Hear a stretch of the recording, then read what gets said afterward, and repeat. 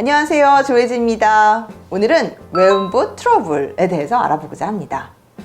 사실은 이 외음부에 뭐가 났어요, 선생님 종기가 생겼어요 하고 많은 분들이 오세요. 그런데 이런 것 중에는 우리가 뭐 치료를 반드시 빨리 해야 되는 것도 있고 그렇지 않은 것도 있고 여러 가지 다양한 병변이 있어서 여성의 외음부 트러블에 어떤 종류가 있고 어떻게 치료해야 되는지 알아보고자 합니다.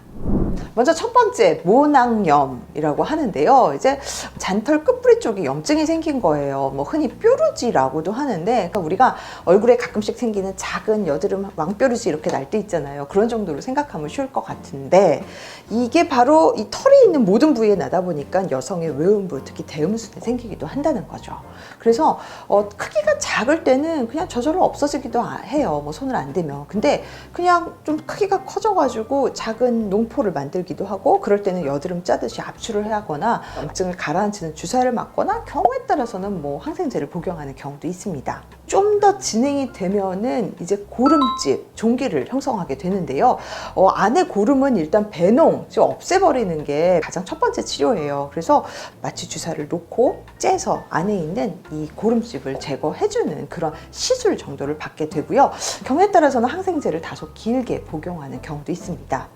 하지만 이 상태에서 더 방치했어. 그러면은 2차 세균감염이 생겨가지고 막 주변으로 염증이 펴져서 욱신거리고 빨갛고 이제 많이 통증을 호소하게 되죠. 그래서 경우에 따라서는 외음부에 생겼는데 선생님 허벅지까지 찌릿찌릿 저려요, 걷기가 힘들어요, 앉기도 힘들어요, 이렇게 쩔룩쩔룩거리면서 삐딱한 자세로 오시는 경우가 있는데, 이런 경우에는 당연히 배농도 시켜야 되지만 경우에 따라서는 이제 항생 주사를 맞는다든지, 그래서 크기가 작은 모낭염이 생겼을 때 며칠 뒀는데 안 없어진다면 그때는 빨리 산부인과 선생님이랑 상의를 하도록 하세요. 두 번째, 바르톨린선 염증을 말할 수 있겠는데요. 사실 이 바르톨린 샘이란 여성의 처녀막 바로 아래, 그러니까 4시 방향, 8시 방향에 있는 작은 샘이에요. 그래서 남성의 쿠퍼선에 해당을 하는데요. 이 바르톨린 샘이 하는 역할은 여성의 질과 외음부의 윤활을 위해서 점액을 분비하는 역할을 해요. 워낙 구멍이 작다 보니까 이게 여러 가지 자극이나 이물질, 감염에 의해서 쉽게 막히게 되죠. 처음에는 조그맣게 막힐 수 있어요. 그래서 뭐 작은 완두콩 크기나 아니면 크게 커지면 뭐 계란 사이즈로도 커질 수 있는데, 염증이 없는 상태에서는 그 끈적끈적한 맑은 점액으로만 차 있기 때문에 앉을 때 다소 불편감은 느끼지만 그렇게까지 통증을 호소하지 않는 경우도 있습니다.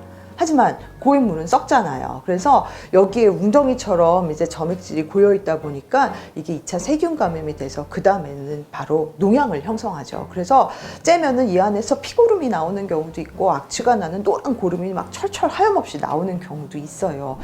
이거 어떻게 치료하나요? 라고 하면은 처음에 아주 작은 사이즈로 막혔을 때는 좌욕을 우리가 이제 권하게 돼요. 그래서 따뜻한 물에 이제 엉덩이나 외음부를 잠깐 담가서 한 5분, 10분 그쪽으로 가는 혈액순환을 개선하고, 또 작게 막혔던 샘이, 관이 일시적으로 이제 뚫리는 효과를 누린다라고 할 수 있는데 의외로 잘 해결 안 돼요. 그리고 크기가 작다고 항생제 치료에 반드시 효과를 보이는 건 아니에요. 그래서 우리가 뭐 마취 주사 놓고 째야 된다면 덜컥 겁이 나니까 일단은 약 좀 먹어볼래요, 일단은 좌욕을 해볼래요, 일단은 가만히 둬볼래요, 뭐 혹은 선생님 바르는 약 없나요? 라고 하는데, 일정 시간이 지나도 이게 없어지지 않는다면 그때는 마취 주사를 놓고 간단하게 절개를 해서 안에 있는 그 끈끈한 점액질을 배농을 시킨다던가 배액을 시킨다던가 하는 치료가 필요합니다.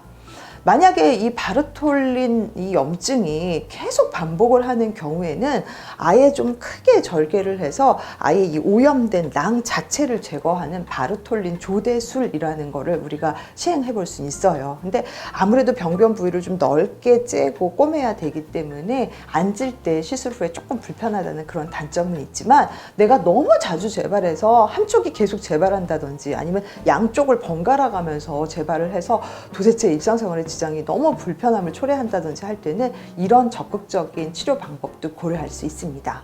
그러니 외음부에 뭐가 꿀렁꿀렁 잡힌다고 가만두지 마시고요. 산부인과 선생님이랑 꼭 상의하도록 하세요.